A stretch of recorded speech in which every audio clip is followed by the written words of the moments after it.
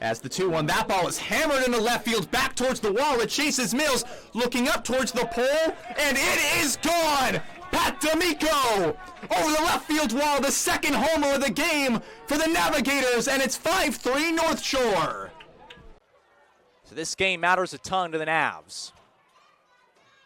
2-1, a little floater into center field. Back on it is Martin. Tagging is McGuire. We will have a play at the plate. The throw is up the line. They live to fight another day. Sac fly to center field. Back and forth, and the Navigators claim a win over the Sharks in extras. And he stinks that one in the air left center field. Peterson going back on it. It's heading back to the wall. It hits down, and one hops over the wall. An RBI double by Jakonski. Lucchini is placed at third, but scoring is Kyle Jones. And there's the bat of Jesse Jakonski. It's a sixth spot in the sixth, 8-4 Navs. 2-2 pitch, swing and a miss inside. He got him. Ryan Buckler. Buckle up. He gets the strikeout, gets out of the runner at third jam. No score for the Navigators or the Gulls as we go to the bottom of the third here on the NECBL network.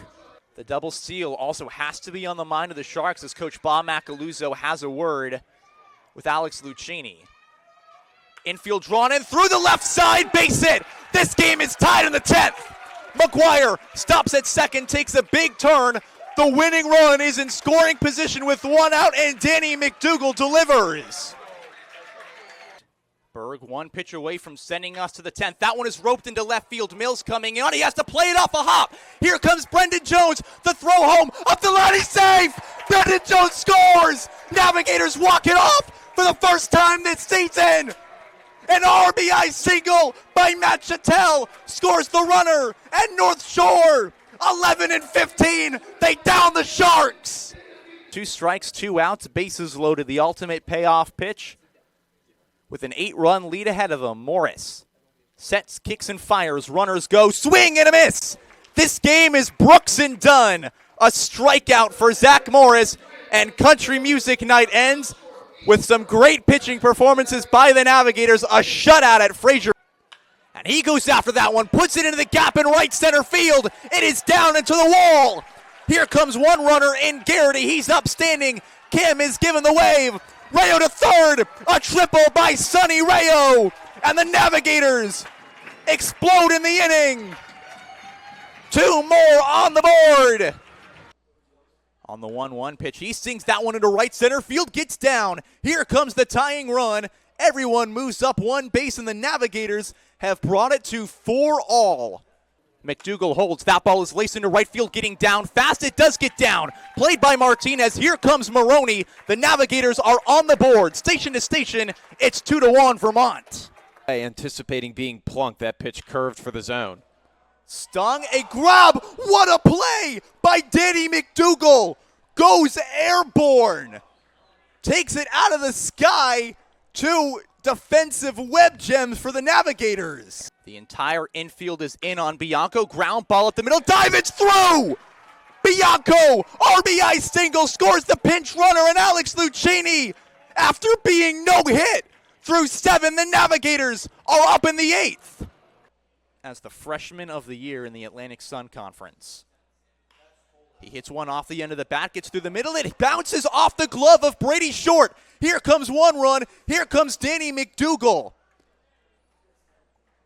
2-run score off the little infield grounder, and the Navs extend the lead to 3.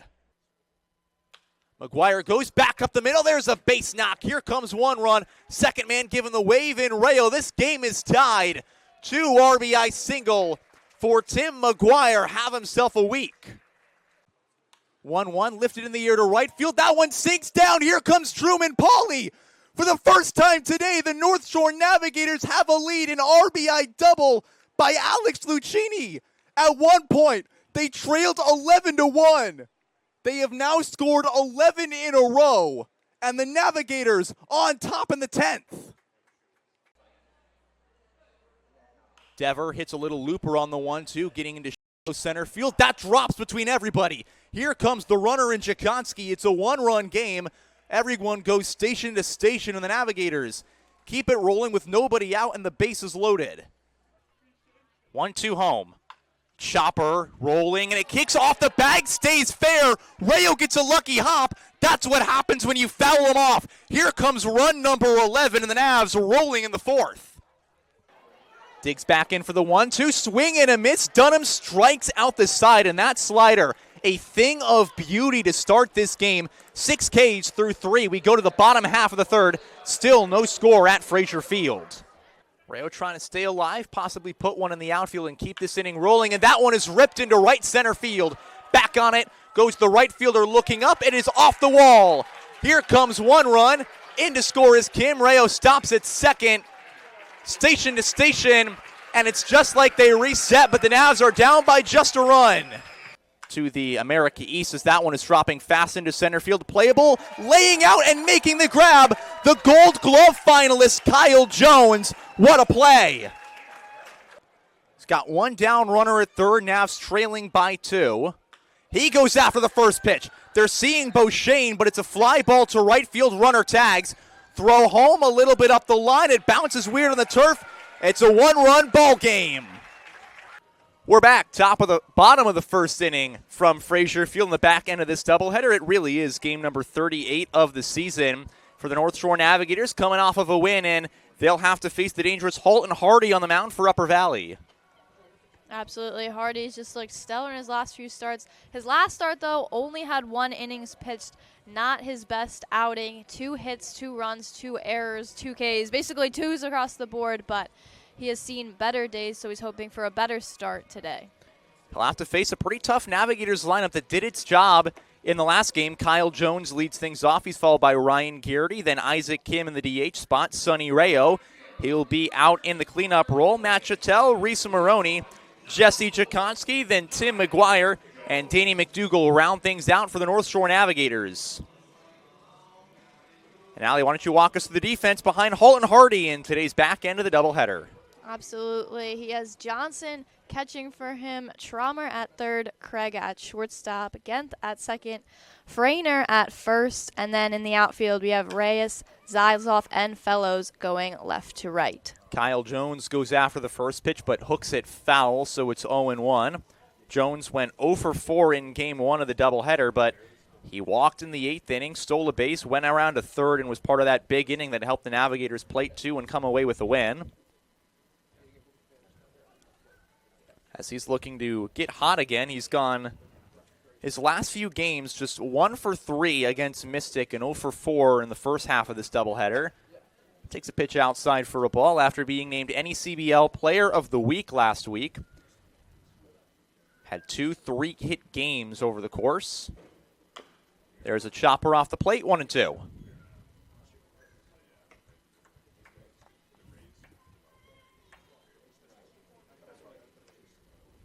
So Kyle Jones, the righty out of the University of Florida, whose batting average dipped down to .297. Still one of the top guys on the Navigators when it comes to hitting.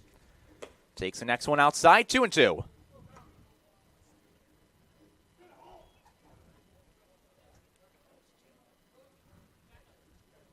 Jones with the practice hacks. As the 2-2, a little chopper off towards the Navigators' dugout, and a nice stop by our photographer, Brad. Keeps it at 2 apiece. Jones is battling, showing that he's not just going to let Hardy throw anything right by him, and he's not going to chase either. He's just going to play his game. Next one, top of the zone, and Kyle Jones has worked the full count. He'll try and get his way on with Ryan Garrity, the on-base machine, waiting in the on-deck circle. On a foggy Wednesday afternoon. Next one misses inside, ball 4. Kyle Jones, the leadoff walk.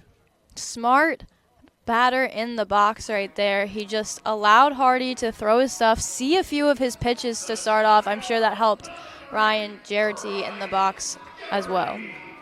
And if you're a little confused as to why Ryan Garrity has a different walk-up song in game number 2, well, everybody does. It's country music night at Frazier Field. That might mean we're deprived of Unwritten from Garrity, but we get a whole new slew of things for this team as that one gets bunted foul. It's 0-1. As the Navs try and cowboy their way up to 3 wins in a row. You no longer have your cowboy hat. I know. I had it slightly between games, and then it was taken to go down to the dugout. I'm a little angry. I kind of wanted that on air. Would have been festive. Really would have fit the theme. Pitches off the plate, goes 1-1. Last summer, the team I worked for, the North Platte Plainsmen in North Platte, Nebraska, would do Western Wednesdays. So I got the Western coat on, and I'm feeling the Western Wednesday roots coming back to me on this Wednesday afternoon. Garrity fouls that one off for 2 strikes. Tomorrow will be Cheeseburger in Paradise night at the ballpark, so a Hawaiian shirt is in order. What else does that entail? You guys have such fun themes down here, I guess. A&B Burger will be there today. Texas Roadhouse is here, so guaranteed good burgers, and I'm hoping a lot of Jimmy Buffett music. Hopefully. Because I have a lot of puns ready to go as that one roped into right field by Garrity, gets down in front of Fellows. Jones takes the big turn, heads to third. Throw will be cut off, and the Navs have him at the corners to start this ball game. The Navigators are looking really strong. Like we said, they started off with that walk where they saw a few of Hardy's pitches and then coming out strong with the corners. So they're showing that they're not done after game 1. They want to keep that offense going. Again, a sweep today for the Navigators in the doubleheader will put them a game and a half behind the Nighthawks for that last playoff spot. They got a game tomorrow against the Newport Gulls, and they go back to Fitch High School to play the Schooners. Pitch outside for a ball, 1-0. After that, a day off. Then they enter the back stretch of the season. Martha's Vineyard, Ocean State, then at Vineyard. And all they'd have to do is pick up a game and a half in those few. Garrity breaks for second, but it's a foul ball into the netting, so it goes 1-1. It certainly is a close race for the playoffs. I mean, there's quite a few teams in there. The Nighthawks have been bouncing in and out, if they're actually in. Lately, they've been half a game in, half a game out, but only time will tell. Last week, have struggled to stay at the 500 mark, have gotten near it, but have not gotten to it as the next one misses outside, 2-1. As we see the Gulls return to the area around the ballpark. In the first game, they were on the field having a snack before Coach Bob Macaluzzo took the food away, but now they're poised to return. It's happened against Newport almost fittingly earlier in the season. That's so fitting. There's a strike, 2-2. Yeah, they were having a feast late June on the 29th when the Gulls came to town. Made sense that there would be Gulls in the outfield.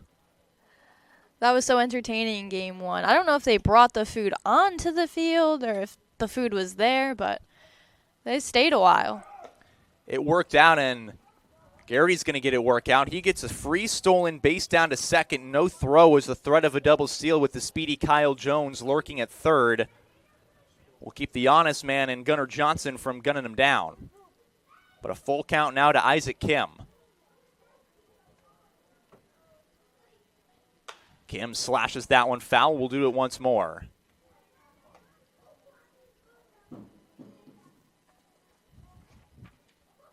In the last game, the Sage Hen, former, now soon to be Gaucho, went 2 for 4 with 2 singles, also drew a walk. Kim went 2 for 4 as well against the Schooners. That one is popped up right side, heading towards the line.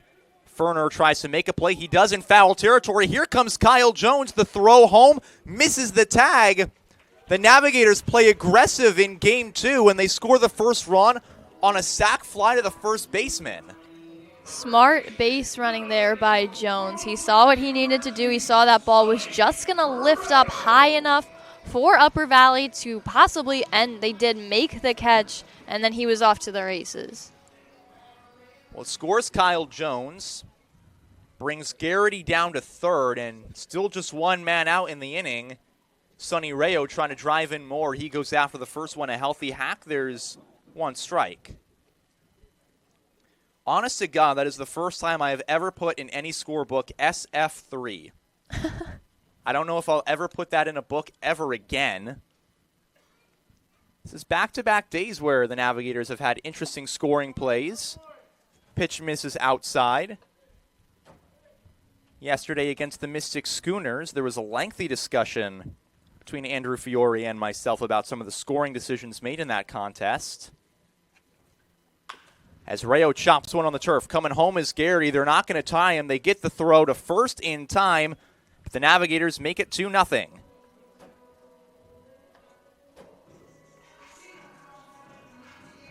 So a 4-3 chopper gets the out, but it also gets a run home for the Navs. And with the bases clear and 2 across, here comes Matt Chattel.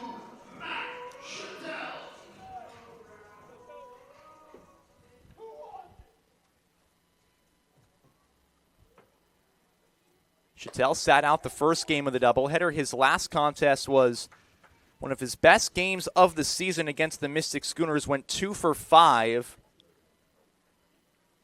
As he goes after the next one, hits a high fly ball into left center field. That chases everybody back towards the wall. Looking, reaching, and it's off the wall. Chattel, a loud double, just narrowly missed a home run. And the sign, the healthy pet sign, is torn from the wall. That's how hard he hit it. I think that and the impact of Zyslov going into the fence to try to make the catch. Never seen that before. This is a weird inning, an SF3 and a double where Zyslov takes the healthy pet sign off the wall.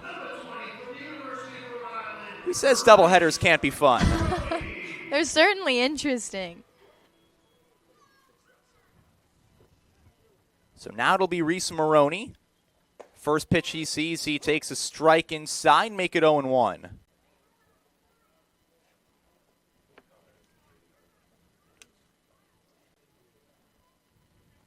Chattel at second after the and he takes one just on the outside edge for a ball, 1-1.